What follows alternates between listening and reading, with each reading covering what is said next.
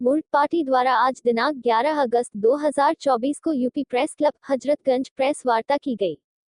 पति की बेवफाई पर पति की सजा के लिए बहुत से कानून हैं, लेकिन पत्नी की बेवफाई पर कोई सजा नहीं है, बल्कि व्यभिचार को स्त्री अधिकार के रूप में कानूनन परोसा गया है। अभी तक 99% दहेज कानून का दुरुपयोग स्पष्ट रूप से सामने आ चुका है।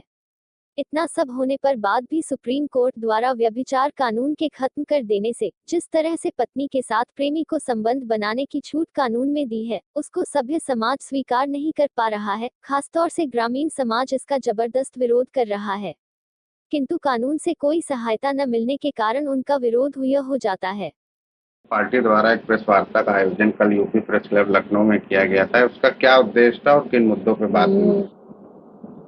सर, हमारा जो कल प्रेस कॉन्फ्रेंस करने का वजह थी वो ये थी कि मैरिटल रेप, वैवाहिक बलात्कार, एक कानून के रूप में कहिए या जो रेप की धारा है उसमें एक हस्बैंड को रेप की धारा में कवर नहीं किया जाता है। क्लॉज उसका एक है, एक्सेप्शन है। उस एक्सेप्शन को हटाने की बात हो रही है।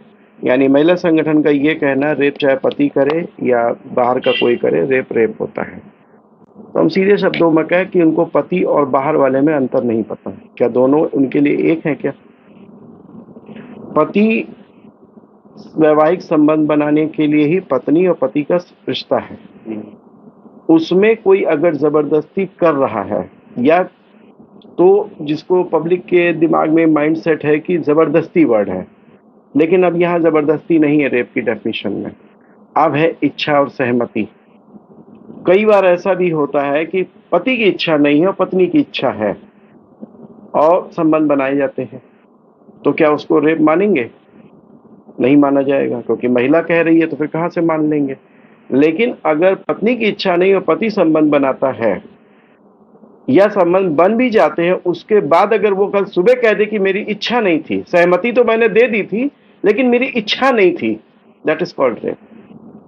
अब वो मैरिटल रेप के दायरे में ले लेंगे उसको। तो अगर पत्नी की इच्छा के हिसाब से कानून चलेगा, अब सीधी भाषा अगर हम कहें, रेप चार्जेस जो भी डिफाइन होंगे वो महिला के कहने पे होंगे, पति को पूछा तक नहीं जाएगा। और जब रेप चलेगा तो गैंग रेप चलेगा। अभी दहेज कानून में आपने देख ही लिया है, 100 में से 99 झूठे दर्ज होते हैं। हाई कोर्ट की भी फाइंडिंग है इसके ऊपर। लीगल टेररिज्म तक वर्ड दे दिया गया है, लेकिन उन्हीं लीगल टेररिज्म में यानी कानूनी आतंकियों के हाथ में अब आप एक दूसरा हथियार देने जा रहे हो जो आपके कंट्रोल से टोटली बाहर है। और फिर आप कहेंगे साहब महिला ने बयान दिया, हम क्या कर सकते हैं? पति अपने ही घर से रेपिस्ट कह के बाहर निकलेगा। अब ये बहुत बड़ा खतरनाक होगा स्टेप।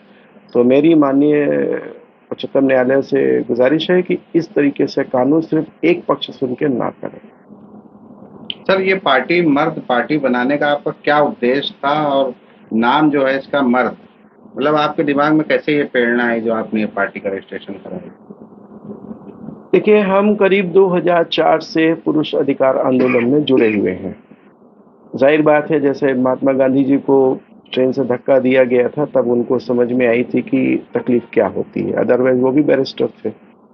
हम लोगों के साथ भी कुछ ऐसा ही गुजरा। जब कुछ गुजरा तब समझ में आया कि सामने क्या छपता है और अंदर क्या होता है। दहेज कानून जो तब समझ में आया कि अंदर से है क्या, सिवाय उगाही के अलावा कुछ नहीं है इसके अंदर। तो अब हम लोग सब लोग मिलते गए। जैसे सबकी एफआईआर लगभग एक जैसी थी, सिर्फ मेरी नहीं, सबके में लगभग वो कंटेंट एक जैसा है। और वो देखने से समझ में आ गया कि ये कुछ रैकेट ही चल रहा है अलग से। तो पूरे हिंदुस्तान में सब लोग इकट्ठा हुए। 2004 से सफ़र शुरू हुआ। सेव इंडियन फैमिली के नाम से एक ग्रुप बना।